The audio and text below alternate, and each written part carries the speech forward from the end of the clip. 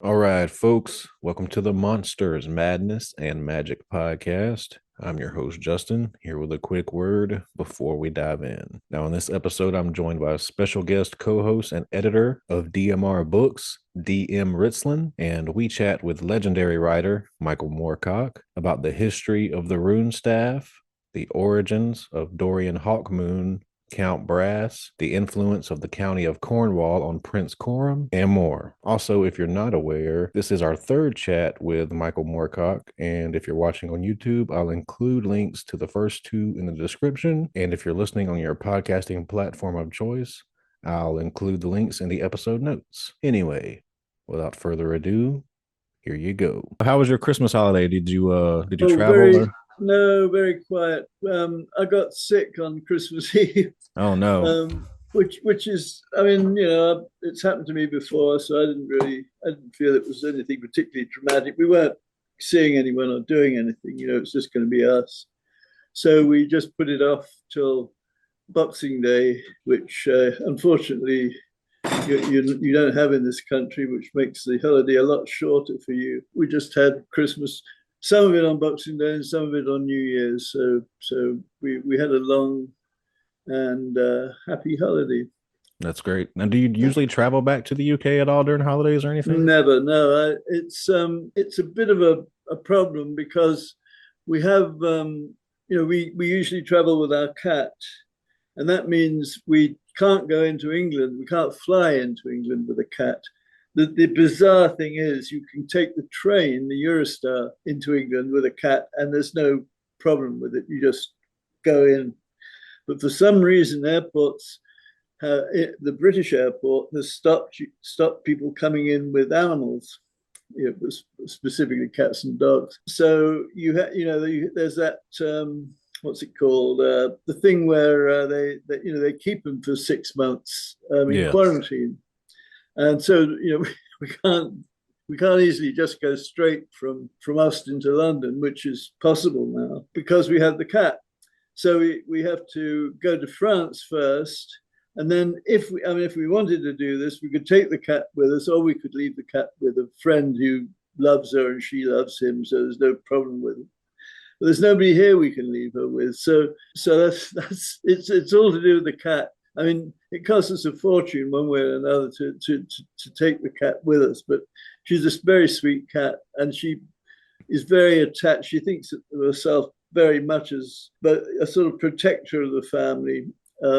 She gets very upset if we're not in the same room together. I mean, she goes around checking on who's where. She's like a little sheep cat. Um, What's her name?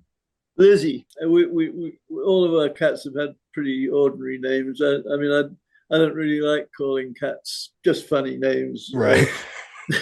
So she's Lizzie. She's a what they call it it's a river. Oh God. Anyway, she's a very rare breed. We Okay. got her from a rescue, thinking that she was just a cross, so because she's got a very short, stubby tail, look something like a Siamese, but not entirely. So we got her from a Siamese rescue, and they said that she was a vicious little thing. They suggested we put her in another room for a while because she might attack the other cat we had then, and so on. And the minute she got into my lap, actually, because they also suggested we keep her in a carrier because she'd been howling the whole time. They'd come from wherever they'd come from. But I put her on my lap, and she immediately settled in. She came into the house, was as happy as a clam. The other cat seemed to like her, and she's been the sweetest cat ever. I don't know what was going on at the rescue place, but I think she probably was just confused. Yeah. And anyway, so we've had her now for I think about 10 years, and she's just a great cat. I love her a lot, and I wouldn't like to leave her too long, except with this friend who she probably loves more than she does us. We have seven cats here, so I Oh understand. yeah. I understand. Well, my daughter inherited when my first wife died. She'd had 9 cats. She'd always told me that she wanted in old age to become a mad cat lady, and she became a mad cat lady. But it meant that my eldest daughter inherited 9 cats. And so she's had even more trouble than we've had. I mean, again, she travels back and forth to France and Spain and takes the cats. But that means, baskets and baskets of cats. They're slowly reducing, she's not getting any new ones. So eventually she'll probably be okay. But it's cost her a fortune, because what you have to do is you have to fly to France. Then you have to go to the airport, not the airport, the train station, hire a cab, and the cab will take you through the tunnel and deliver you to your London address. And it's a very good service, but of course it's not cheap. I mean, so it's really cost her a lot of money, and we decided not to do that if we could avoid it. So anyway, that's the long-winded answer to why we didn't go anywhere for Christmas. Sometimes Linda's sister and her family come down, but he's a minister, and she's they have a lot of. It's a busy time at Christmas for them, so they can't always make it. We used to have a friend. My cousin used to come over for Christmas too, but unfortunately she died of cancer very young, and that was the end of that. We have another friend, American friend, who sometimes comes, but this time she had to see her mother, and her mother's very old, and in Los Angeles too, where oh wow. Which meant that her mother's now being evacuated and all of that. We all know what's going on there. It's horrible what's happening there. Yeah. I don't have many friends who live in Pacific Palisades. I mean, I don't have that many rich friends, but Alan Brannett is an old friend, and he lives there, and he's had to move out. They're living in a hotel, and he's worried. I mean, what people worry about most, people like us worry about most, is their book collection or their comics collection or their collection. And I think that, again, we've had fires here that got fairly close to the city, but didn't become dangerous. And we packed up a car, ready to go if we had to. But all I packed up was my guitars. I'm not sure quite why. It was just easier to carry than anything else. And left the books, and just decided. We actually then went to France and decided that if the house burned, the house burned, and that we just. But we're very lucky in having. It's a small flat in France. It means that if we have any trouble, we can go there. And I just got my new green card, so I'm allowed to stay in the States for another, I don't know how long it is, probably until I die. And so I was amazed at how easy it was. We went into the sort of center where you have to go, to get checked out. And it was full, of course, of brown people, Mexican people, and so on, all kind of looking very worried, and as they probably are, and sitting in all these chairs and everything. And I went and sat in the chair, and then within about, I don't know, less than 5 minutes, they called Linda out of the line, because I was sitting down, and we just called us over to a little booth, took my picture, said I didn't need to give my fingerprints since they already had them. That was it. And then by the time we got home, we had a note saying that the card was being sent to us. So I'd had a very bad time in New York when an officious official, a woman with a gun, I don't know what her function was, but she just started to grill me as to why I hadn't taken out citizenship. And I don't have a good answer to it. I'm bad at tests, I said. And also, I probably know too much American history. And so I remember an episode of that cartoon series that's very good, of a family. I can't remember the name of it, but it's a very popular cartoon series. In it, an Indian guy is asked by the immigration officer, a few questions like what caused the Civil War, And he starts to say, well, of course, there were economic reasons, and there were all kinds of reasons why, the South should want to maintain slavery and why the North should not want to maintain slavery. And the guy said, just say slavery. Keep it simple. I'm a bit like that. I'm inclined to go into the. My kids, but if their eyes glaze over if I'm asked a question like that. So, Michael, just to dive into things here, last time we had a chat. You said that Elric was initially born out of wanting to craft a Conan-esque story. But what about the concept of the Eternal Champion itself? Did that come first? Was Elric born of that concept, the concept came first.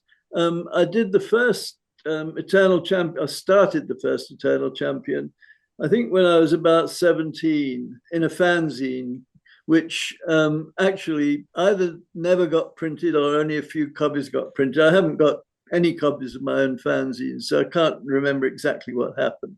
It was called, I think it was called Albion or something like that. It was supposed to be a fanzine about fantasy and mythology and so on. So I started it in that. Then came the Elric stories, which I've talked about already. And then I began to write for the Science Fantasy magazine. I was in pretty much every issue doing novellas. He began to sort of rely on me for stories because I could turn them out very quickly. And when he asked for another story, and I thought of the Eternal Champion, so that's when I did it. So I think it was about 62 or 63, and that's how I started it. And then I wrote around the same time, almost exactly the same period. I wrote The Sundered Worlds, which was a science fiction novel, which had the first ideas for the multiverse in it, and I called it the Multiverse. It was sort of nothing like it wasn't an excuse to reuse characters in new stories, as it were, which Marvel's basically done. I had a character actually outside the multiverse seeing the multiverse. So I'm probably the first person who described that as it was. I came to the Eternal Champion and the multiverse at pretty much the same time. So what it did, of course, was enable me to write stories about different planes, as I called them. Well, I didn't invent. I mean, I think it comes from science fiction that I read. I like Sprague de Camp a lot and his alternate world stories. So they were a big influence. One of your earliest characters was Sojan the Swordsman. That was the earliest, yeah. Was he one of the Eternal Champion incarnations, or was? Well, that was long before. I mean, I did that when I was 16, I think, and I was 15 when I wrote the first one, and I wrote it for a fanzine I'd started called Barasiana. Oh no, Barazania, because I got it wrong. I thought it was supposed to be Barazania, and actually it was supposed to be the proper title of it should have been Barasiana, but I didn't know that. I was too illiterate at the time. And so I wrote the first Sojan story in that and sold it at school, or tried to sell it at school. Nobody was very interested in it. When the editor of Thousand Adventures, the magazine I eventually took over, he asked if I could do him a Burroughs style, Edgar Rice Burroughs style story, and Sojan was pretty much that. I mean, just a kind of adventure story set on a different planet, and it's very, very much a bad Burroughs style story. The readers seem to like him. Again, I mean, tends to be what's happened to me, is that I've done one story and thought that was it, as I did with Elric. And then people said, yeah, do us another, and do us another. So that's what I've done. I mean, I enjoy it too. I mean, there's certain characters I wouldn't repeat, but some I actually like writing about. As with Elric, I'll probably never stop writing Elric, but not novels. I've given up. After this novel I'm doing now, I've given up. I'll give up doing long novels, and particularly series. No more three-deckers. Yeah, that's how Sojang got started. Really, I adapted it from the fanzine. Actually, I reread it a very short while ago. And it's pretty awful. I mean, it's not as bad as some. I think it's probably around what was Lynn's other name? Lynn Carter. Lynn Carter, yeah. He was pretty bad, but so it's about on Lynn's level. I like Lynn a lot, but he wasn't the greatest writer in the world. There's multiple planes of existences in your story, dimensions, what have you, yeah. Potential infinite eternal champions.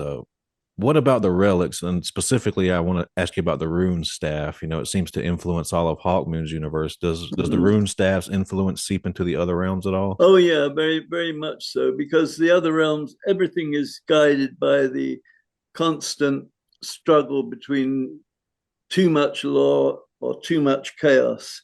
And the Runestaff produces the balance. You have to keep the Runestaff in balance to make sure that law and chaos don't get out of hand, because each one has its virtues. Law is stability and regularity, that sort of thing, and chaos is the arts and invention, that sort of thing. So I see the virtues of both, and the Runestaff is supposed to maintain that. So it goes through every single story, really, even the stories that aren't specifically fantasy stories. I still think in those terms. I mean, it represents my own, if you like, political views. That balance and respect for both, as it were, is important. Stop it, Lizzie. Please, you can have a go later.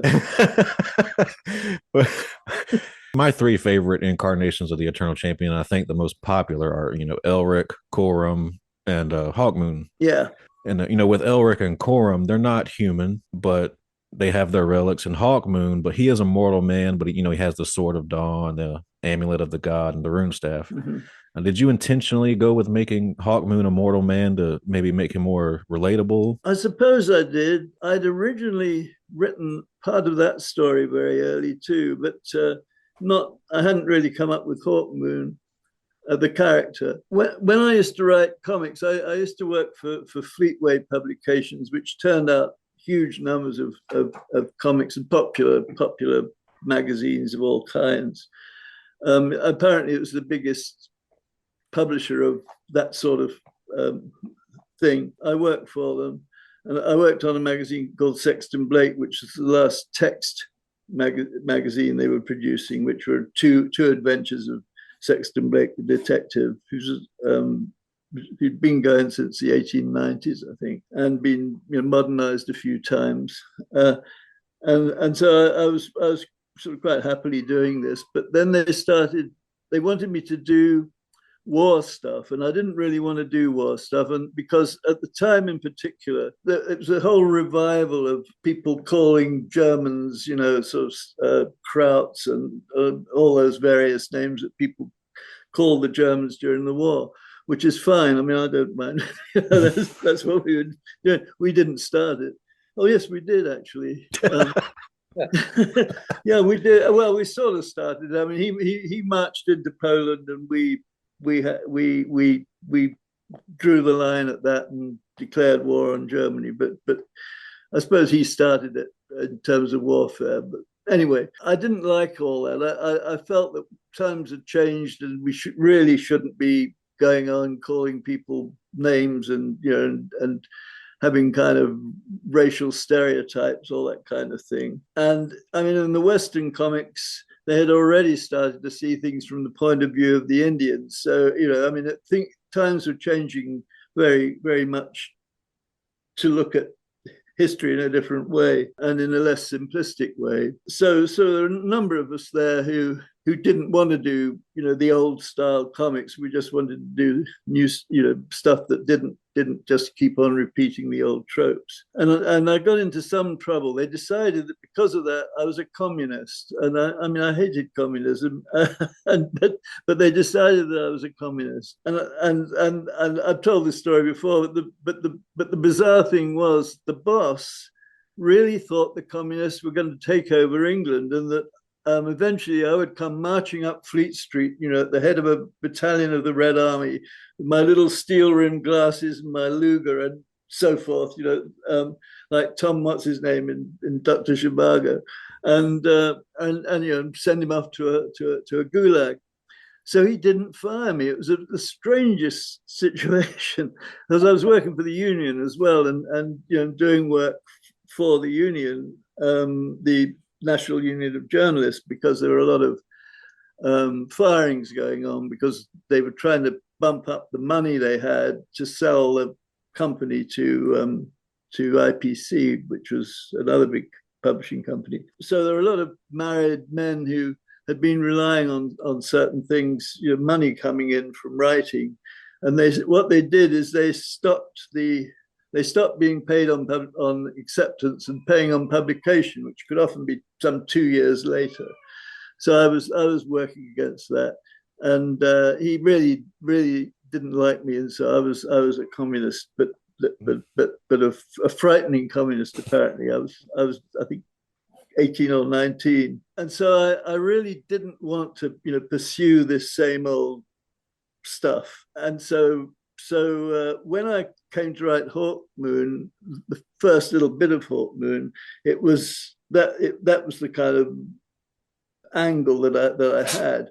And then when Larry Shaw of Lancer Books asked me to do a series for them in the States, and so I came, I went back and got this is why I tell people never to throw anything away, never to get rid of anything, because it can always be useful. You never know. And so I dug this out because of my feelings that stereotypes weren't any good. I made the British the bad guys and the Germans the good guys. That's the simple answer, and that's how Hawkmoon really was born. So yeah, there was a sort of different feel about the Hawkmoon stories, because I put a lot of I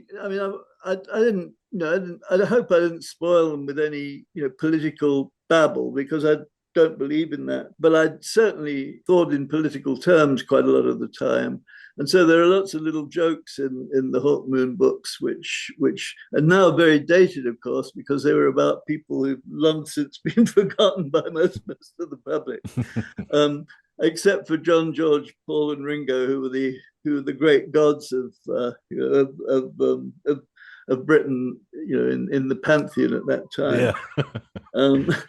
And so anyway, yeah, that's how I came to do Hawkmoon. A bit different from Elric. Elric was really much more me.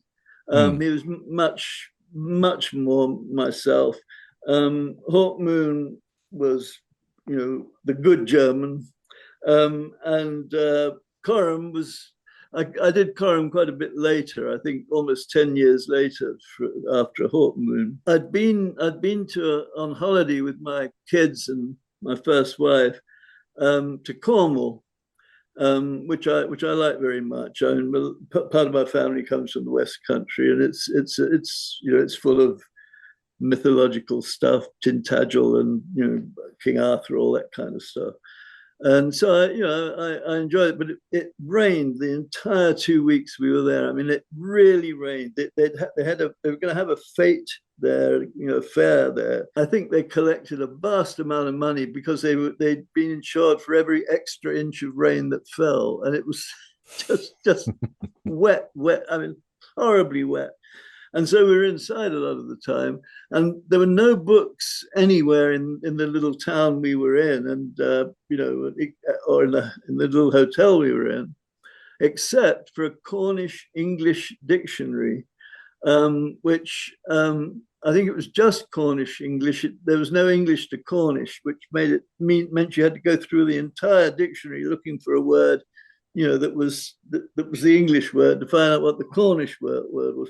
Anyway, it gave me a sort of a strong feeling for Cornwall. I'd had quite a strong feeling for Cornwall already. And so I really set Corum in a mythical Cornish land, and the Scilly Islands, which are off the coast of Cornwall. And I think I reattached them. They had been attached thousands of years ago, but I reattached them and had that whole land area basically as the setting for most of the Corum books. While we're on the subject of Hawkmoon and Corum, I wanted to ask you, while he's not an eternal champion, do you consider Count Brass to be maybe a demigod of sorts? His strength seems to be much more than a typical man, more of an extraordinary man. I didn't think of him as anything more than a strong, single-minded sort of character. And I don't really think of the others much, apart from the main characters. I don't tend to think of the other characters as having any particular mythological function, as it were. They're just, and until I reveal that they are, like what's his name? The one he's in the comic too, the Conan comic. I can't remember his name. He's a really bad villain, nasty piece of work. But he I do really make he does have a mythological function. He turns up, through all the other books, whereas most of the other characters, the characters other than Corum, Hawkmoon, and Elric, don't turn up throughout the books and don't have a repeating function. Obviously, you don't have any issues with killing off some of your darlings, but at the end of the Runestaff series, pretty much the entire Hawkmoon's entire ensemble perishes in that last battle there. When you're writing it yourself, do you ever consider, I think I'd like to have this person around, or do you ever have any issue with it? Oh, well, no. I mean, in that, I felt it was sort of almost inevitable, because that does tend to happen in real life, and I regret killing some of them. I mean, I thought they were I liked the character. I liked some of them a lot better than I liked Hawkmoon. But it was just, I felt it was necessary. I've always felt that the element left out of popular fantasy, whatever you call it, heroic fantasy, is the element of tragedy. It's not often there. And so I tend to, mythology is full of that element. I mean, it's what resonates with so many characters, they're killed. I mean, and we live whether we're Christians or not, we live in a Christian influenced world where God, if you like, was sacrificed. And so there is it means a lot in our culture, that kind of thing. And I think it probably means a lot in a lot of cultures. In Scandinavian, for instance, in Greek, there are always major characters who die, and that's it.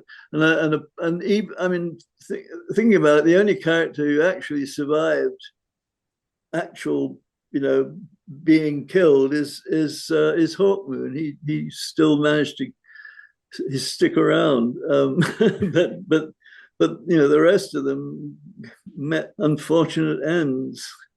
And I think my criticism of Tolkien, which people have misinterpreted quite a bit over the years, was that I felt there wasn't a sufficient sense of tragedy to the story. It didn't resonate the way that Armageddon, resonates. There was no death of the hero, death of gods, and so on. I haven't read anything of the guy who did, I think, A Hero with a Thousand Faces, Campbell. People are always asking me, did I get it from Campbell? And I've never actually read Campbell. I still haven't. But I'd read Fraser's The Golden Bough, which is about the similarity of mythologies throughout the world. And I'd read what's his name, Robert Poet. Anyway, another book called The White Goddess, and they both emphasize the element in the mythologies of characters, and so I felt that element had to stay in. I also had read a lot of Gothic novels mostly from the middle of the 19th century, and most of those met grisly ends as well. So I think it's just built in. I'm not naturally. I'm not a miserable person in any way. I'm very optimistic and generally pretty happy. But I just felt that those elements were missing from fantasy and most fantasy, and that they should be put in there to give the right resonances. Seems to have worked. I mean, I never expected any of them to go into more than one paperback edition and be forgotten. So here we are. I don't know how many years later. A long time later. Yeah, it's about 60, I think, and they're still at it, and I'm still writing about Elric. I mean, I can't stop. Near the end of the first book of Corum, the Knight of Swords, Corum crushes the heart of Arioch. He has a vision, I suppose, and the voice tells him that neither law nor chaos can dominate, which is what we've been talking about. Mm-hmm. Would the reader be wrong in assuming that voice is the Runestaff or some kind of iteration of it? Well, certainly a representation of the Runestaff, certainly, yeah. So would you say that the Runestaff has influence over the Chaos Lords as well? Oh, yeah, definitely. I mean, because, in quite a lot of the stories, I've made it clear that chaos is not evil. Chaos is just chaos. It can produce evil just as law can produce evil. I mean, if you look at it from the point of view of fascism, they think of that as being the law. I mean, the binding of the whatever they are, the fasces, the sticks of law, as it were, is their idea of bringing law to the countries that they dominate. Hitler had the same feeling. So I don't think every law guy is a good guy or every chaos guy is a good guy. And I've hoped to, I hope that over the years I've sort of developed that as much as possible without without being boring. You did. Great job. Thank you. Corum and Elric, they're both eternal champions, but they both have vastly different relationships with Arioch in their interactions with each other. Yeah. Did you intentionally want to play with those aspects of the characters, or did that just come naturally from the story? I think it came naturally from the stories. I don't think a great deal about these things when I'm writing the stories. I mean, I'm mostly thinking about the story itself, and what's going to happen and how we're going to explain it at the end. The different versions of the Eternal Champions, would you say that the same version of the different versions of Arioch is what I'm asking, I guess? Would the same Arioch? I think there are different versions of Arioch. I mean, we've got an infinite number of planes of in the multiverse. I mean, I do have an actual physical theory about the multiverse, which means that none of what I'm writing about would work. So I don't make it. I don't emphasize it because I think in terms of real, well, whatever you call it, theoretical physics, you could have a multiverse that where I call it a Mandelbrottian multiverse. Where the Mandelbrot images remain the same, but get, as it were, larger and larger, but they're still all pretty much examples of the same thing.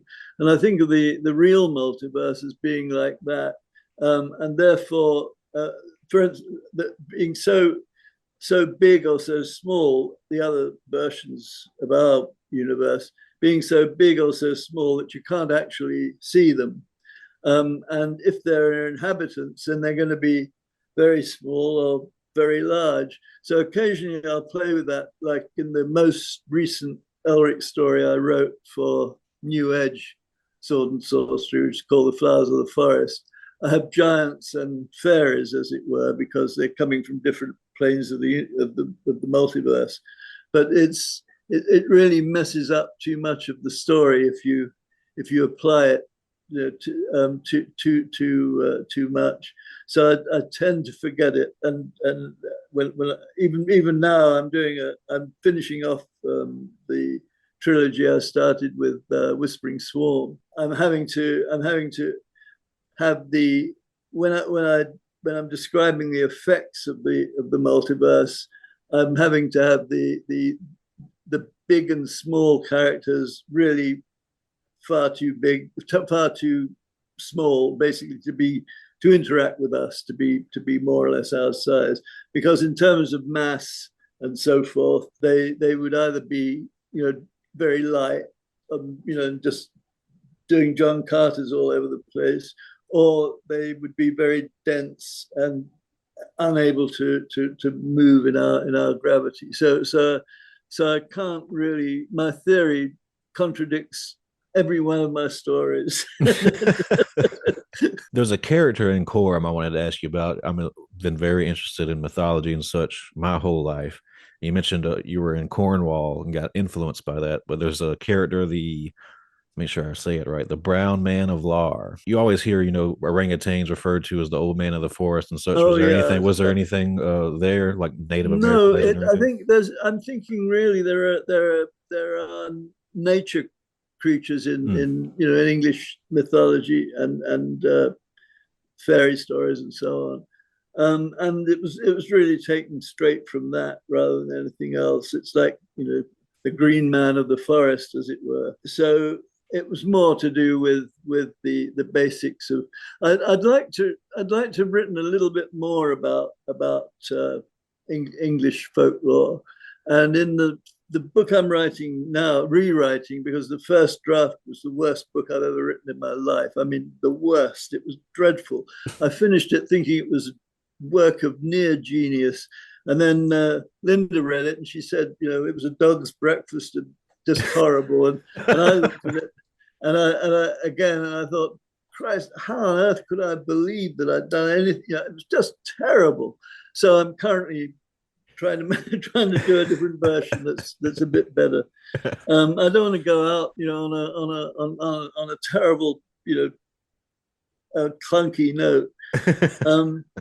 But in that, I have got some, I've got certain English semi-mythological characters who are real people, like Dick Turpin. But I also wanted to deal with a deeper rooted mythology than that. So some of it at the end has to do with that, with English folklore. Though not as much as, people like what's his name, Alan Garner, and people like that do a tremendously good job on the feel of ancient England or ancient Britain. And they're wonderful writers, but I haven't got that particular feeling really. I get it from them, but I don't have it personally. I used to. It's a strange thing. I love the English country, and particularly the West Country. As I said, I have relatives from that part of the world, and but long ago, and I'm out. I've never really been closely in touch with them, except when I was tiny, when the war was on. But I'd like to be able to get to do something as good as Ghana, but it's really not. It's not my kind of writing. I'm really a writer of stories. The story almost always comes first. And I know writers for whom, the sentence comes first, and I respect them. I've published them. I admire them. But it's not really my kind. I'd like to write a decent sentence, obviously, but not. I don't spend 3 days. I know some people who do that or more, just trying to get one sentence right. I just want to get on with the story and make the story good, make people enjoy it, and not the writing be decent. I hardly know what good writing is, because I still enjoy a good Edgar Rice Burroughs book, or the Burroughs stuff that's coming out now, and a lot of popular fiction, as well as I don't know, Henry James. I enjoy Henry James that people found unreadable. So I've never been quite sure. It just isn't in my I don't know. It might be in my skill set, but it isn't in my thought set very much. I just want to. My main object is to get the story told, make it a good story. Give it plenty of substance, but not. Not spend a long time on a few sentences. Just couldn't do it. That's really how I came to write stuff so fast. I think because like the Hawkmoon books are written in 3 days each, and wow. I just wanted to gallop along with the story, which and I'm surprised that they did. They've been reprinted so often, and glad of it. But some of them I never read and still haven't. I used to write them. I'd take 3 days in the writing. My friend Jim Cawthorne, the artist, would read them as I went to sort of see if I'd made any. He was a very good speller, as I was, but I had 1 or 2 bad habits of spelling, which he would correct, and then we'd send it straight off to Larry in the States. And I remember once I wrote the last one when I had 3 different kinds of things wrong with me. In those days you had to have shots to get into the States, and one of them it's not scarlet fever. It's worse than that. Anyway.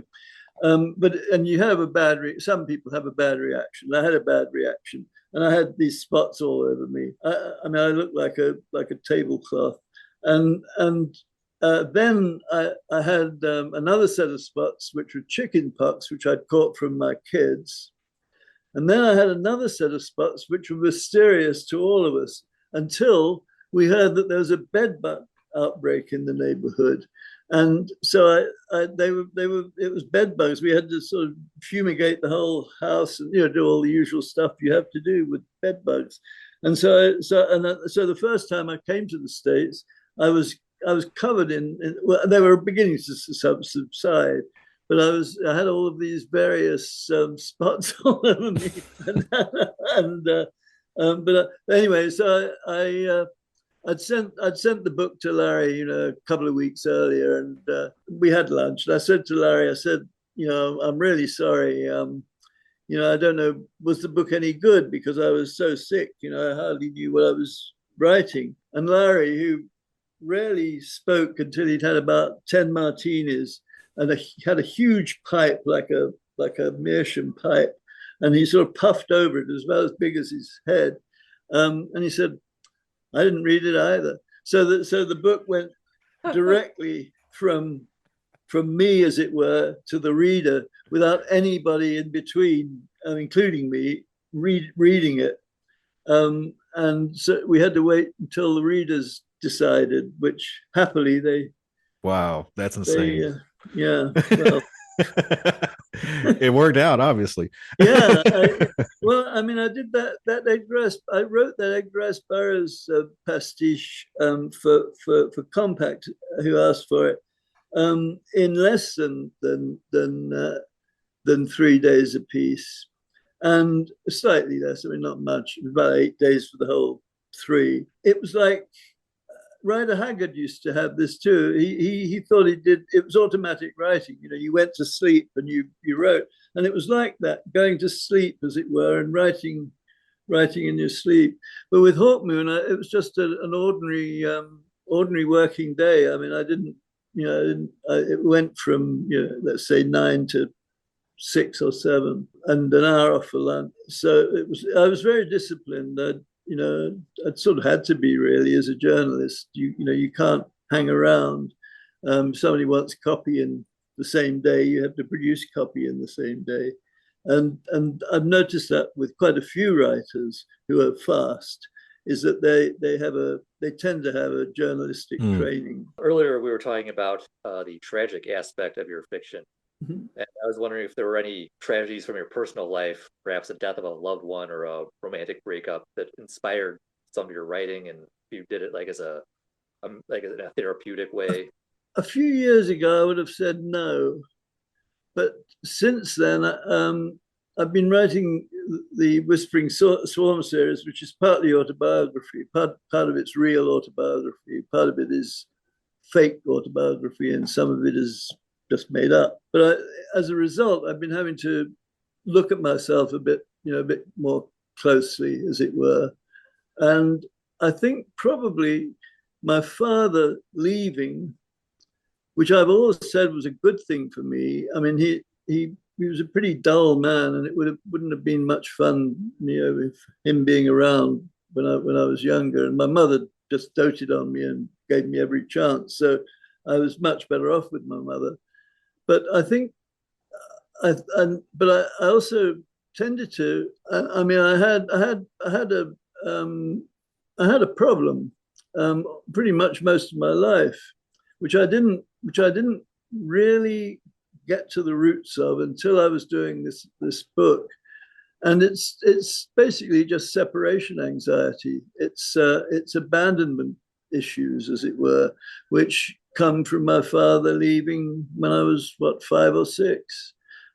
So mostly it's that. I didn't have any major deaths until relatively recently, just because of old age. We're all my friends essentially are dying, and that is very sad. I mean, but the weird thing for me is that I have dreams in which my friends are still alive, and they're very nice dreams. And it's as if I've all my close friends, the people I really love, are still turning up and still being as nice and as I've always felt them to be. But I've been lucky in my life in that I can't really think of losing anybody except my father. I mean, effectively, I suppose he died. I did used to see him. I saw him once a year around Christmas when he'd bring me a Christmas present. And that was the only times I saw him. When I was older, I would visit him occasionally. He was a nice enough man, but as I say, just absolutely dull. His new wife really felt the same. I mean, she started to threaten him that unless they went somewhere on holiday, she'd leave him. Because he was just stuck in one place. He used to be a motorbike racer, and do car stuff and all of that. So but I didn't have any great interest in that. So I don't know what would happen. But honestly, I have a sense of tragedy. I have a sense when other people lose loved ones. And I feel for them because I tend to be fairly empathetic. But I can't think of anybody that I lost that died until as I say, about 2000. My mother died, and my favorite cat died around the same time. And I must say, I mourned both of them. Probably more equally than was considered decent, but I did, but I'd already done most of my tragic stories by then. I think it's just a sense that tragedy is an element of life, and most people, in a sense, were less lucky than I was, and I've always felt that, to a degree, that I've been very lucky in my life, and I'm thankful for that. But no, I can't say that the tragedies that I wrote about came from personal tragedy. Certainly not death. I mean, when I was first writing Elric, I was very young, and so everything seemed a tragedy. Girlfriend dumped me. I was suicidal. So I know what a loss feels like, I don't really know. I didn't really know what loss through death felt like. So maybe I was just translating my teenage angst into into something larger and more significant. Just to put a bow on this, I know we have to let you go soon. You're still writing, obviously, Oh but yeah. have you had any consideration to add a new Eternal Champion to the cycle? No, what I'm really doing is bringing everything as much together as I can. In a sense, when you read the last book, or if you read the last book, which is called The Wounds of Albion, you might see it's not just it's an Eternal Champion book. It uses the same sort of little coda that are in the Eternal Champion books, people calling for Erikosi and that sort of thing. And when the Eternal Champion, let's see, well, he doesn't actually die. No, he doesn't die. But I think it does round off the Eternal Champion. And if there is another Eternal Champion, then I don't want to give away what it is at the end. I mean, it isn't a huge, big, ta-ra ending, but it does complete the cycle. And because I know I'm not, I'm 85 now. If I'm lucky, I might have 10 years of work. My friend Brian Aldiss, I think, had worked up until then. Probably less. And I really do have a sense of wanting to complete, the whole thing. So it won't be a new Eternal Champion as such, but a revelation about the Eternal Champion, and probably a finalization of all the books. Even though I'm going to be writing, I've got other stories and books to write. They're already kind of in the pipeline, and they're not Eternal Champion books. They're mostly books about friends and things like that. I don't think I can. Yeah, I'm too old really to come up with something. I have to be able to finish what I started, and to start something new is probably unrealistic. Of course, Michael. It's been a pleasure chatting with you. We look forward to those new works, and I don't want to get in trouble with Linda. So no, it's all right. I think the good thing is I think the football's on, and usually it's English football. She loves English football, and but I don't hear much shouting, so I'm not sure she's actually watching. She's usually shouting at the ref, or shouting at some player or other. But football and rugby are her two big passions, and so I'm usually safe when when she's watching them. Well, just one more question for you then before Linda puts the hammer down. Out of the Eternal Champions, Corum and Hawkmoon and Elric, do you have a personal favorite artist depiction of any three of those that you think captures them the most? Well, I think there are several artists now who are particularly good at capturing Elric. I'm not sure I can remember their names, because sometimes, like the guy who did the cover for the last Elric, I think was Polish. I'm just bad at names at the best of times. I think currently there are lots of really good artists all over the world. I mean, I'm surprised at where they're coming from. Romania, Greece, China, of course, and not China, Japan, and so on. I suppose I liked Amano's version a lot. I thought that Michael Whelan's covers were great, although they weren't really Elric. He was too muscular to be Elric. But Michael didn't. I don't think he knew at the time what he was. How he was supposed to depict him. I don't think he had any talk about it. So he started to give him a few less muscles as the series went on.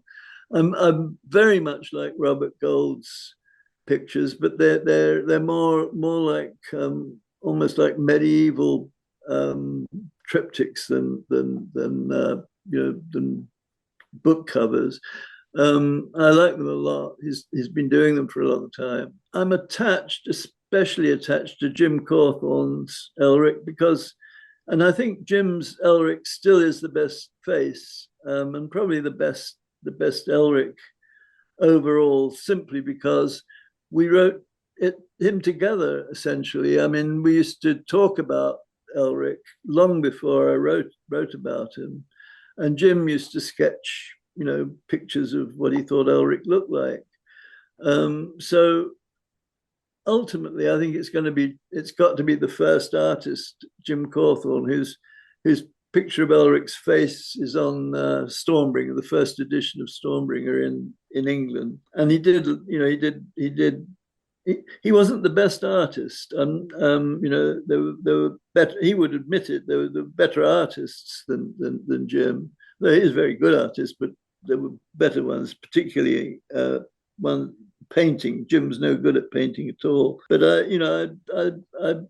it's got to be Jim in the end. I mean, just because that was the first Elric, That's it. Well said, who's your favorite? I'm partial to Michael Wayland. Yeah, a lot of people are. I mean, also, it's like we're all like ducks, like baby ducks. If it's the first thing we see, that's the thing we love, and we quack about following that. I mean, I'm exactly like that. I mean, all my Grass Burroughs stuff, there's been some very good artists doing Burroughs, but I still like J. Allen St. John, or St. John, whatever, I don't know how you pronounce his name, who's the first one, in the old pulps, and I all the others don't come up to J. Allen St. John, in my opinion.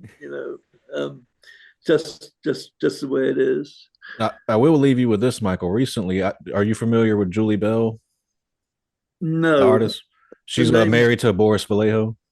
Oh, really? Yeah. Mm-hmm. No, I don't. I mean, I'm not familiar with her name. She has done an Elric recently that is life size, and it's about 6-7 feet tall and fills a whole room. And I'll send you and Linda images of it. It's pretty spectacular. Yeah, I'd like to see it. Thank you. Yeah. I mean, there are, as I say, superb pictures now, much closer to the way he should look than there used to be, including Jim's. So that would be great. Thank you. I will, and you have it's been great talking to you, Michael, as always. Yeah. Hopefully we'll get a chance to chat again down the road. Yeah, I hope so. Yeah. Let's do it as soon as you like.